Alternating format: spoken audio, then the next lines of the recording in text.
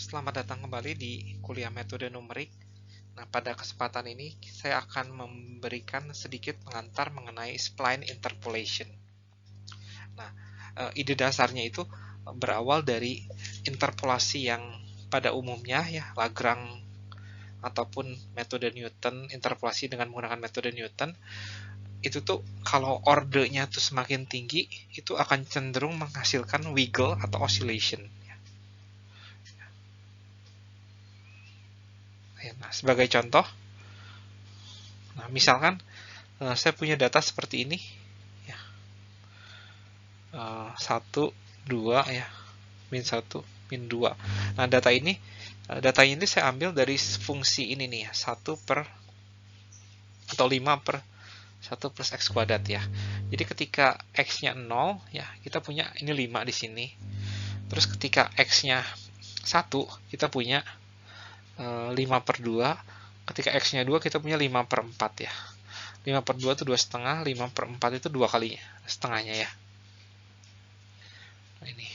Nah, sebenarnya kurva sebenarnya itu adalah seperti ini ya. Ini kurva sebenarnya. Ya. Namun ketika kita menggunakan metode Newton atau metode Lagrange, yang didapatkan itu bisa saja berosilasi ya, atau menghasilkan sebuah ini istilahnya tuh wiggle ya. Nah, kita lihat di sini kan saya punya ada 5 data nih ya. Ada 5 data. 5 data itu akan menghasilkan polinom pangkat 4 ya. Nah, polinom pangkat 4 itu cenderung membentuk huruf W ya. Jika Anda ini polinom pangkat 2, polinom pangkat 3 ya, atau seperti ini ya. Nah, kalau polinom pangkat 4 itu cenderung membentuk suatu huruf W gitu ya. Nah, seperti ini atau seperti ini gitu ya. Akibatnya polinom pangkat 4 ini tidak cocok untuk data pada kasus ini ya, karena akan menghasilkan grafik yang seperti ini nih.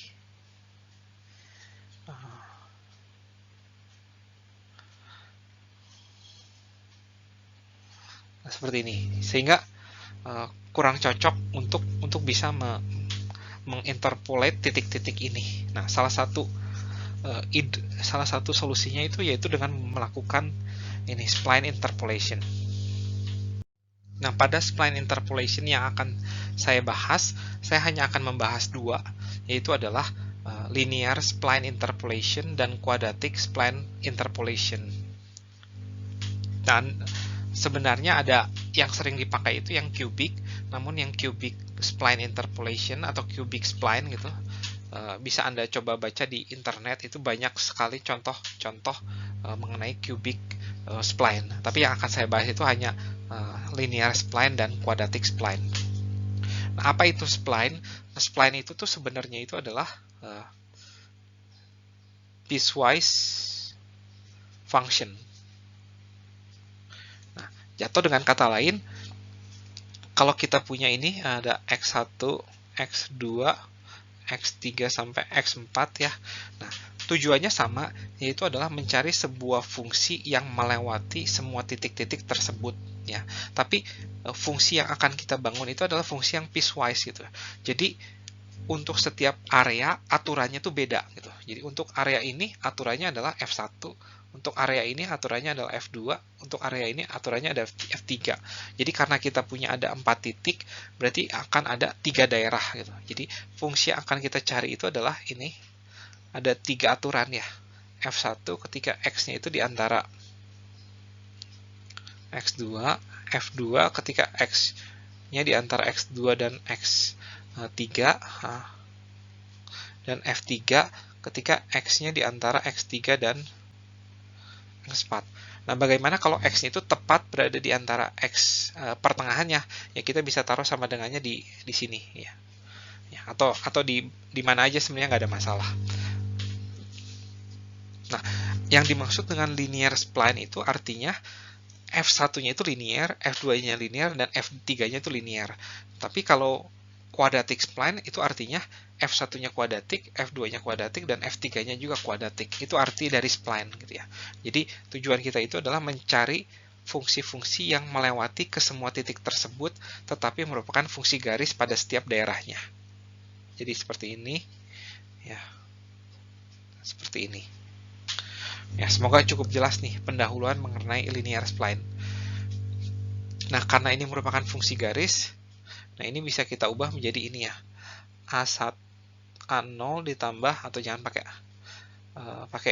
A1 tambah B1X untuk daerahnya di antara X1 sampai X2.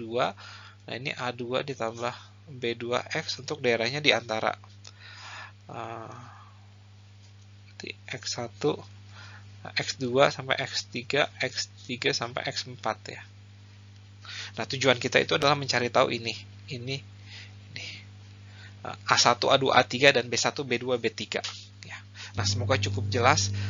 Nah, sekarang di slide berikutnya saya akan membahas bagaimana mencari X1, A1, A2, A3, B1, B2, B3 dengan jika data-datanya sudah diberikan ya. Nah, bagaimana mencari tahu A1, A2, A3 dan B1, B2, B3 untuk linear spline ini? Nah, ada 6 variabel ya. Nah, untuk itu kita harus mencari tahu 6 persamaan. Nah, bagaimana mencarikan 6 persamaan tersebut? Yaitu dengan cara mensubstitusikan titik-titik ini ke dalam persamaan garis yang kita mau cari tahu gitu ya. Nah, pertama untuk persamaan garis yang pertama dulu nih F1 ya. Berarti si X1 sama Y1 tuh harus memenuhi F1 ya. Atau dengan kata lain A1 ditambah B1 X1 itu harus sama dengan Y1. Dan A1 ditambah B1 X2 harus jadi Y2. Karena si X1 Y1 dan X2 Y2 itu harus memenuhi F1. Nah, selanjutnya X2 Y2 dengan X3 Y3 juga harus memenuhi F2 ya. Jadi kita dapatkan A2 ditambah B2 X2 harus sama dengan Y2. A2 ditambah B2 X3 harus sama dengan Y3. Dan yang terakhir, persamaan garis yang terakhir ini F3, si X titik ini nih, titik X3 dan X4 harus memenuhi persamaan garis F3 ya. Berarti A3 ditambah B3 X3 harus sama dengan Y3, dan A3 ditambah B3 X4 harus sama dengan Y4. Nah, di sini kita dapatkan 6 buah persamaan.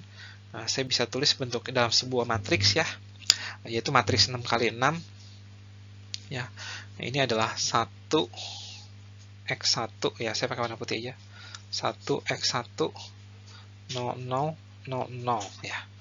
Kemudian 1 X2 0 0 0 0, kemudian 0 0 1 X2 1 X3 dan terakhir 1 X4 ya. Atau X3 sorry harus ini 4 ya. Nah, dikalikan A1 B1 A2 B2 A3 B3. Nah, harus sama dengan Y1, Y2, Y2, Y3, Y3, Y4. Nah, kita punya 6 persamaan dan 6 variabel. A1, B1, A2, B2, A3, B3 bisa dicari. Ya, semoga cukup jelas nih linear spline. Habis ini kita akan lanjut dengan quadratic spline.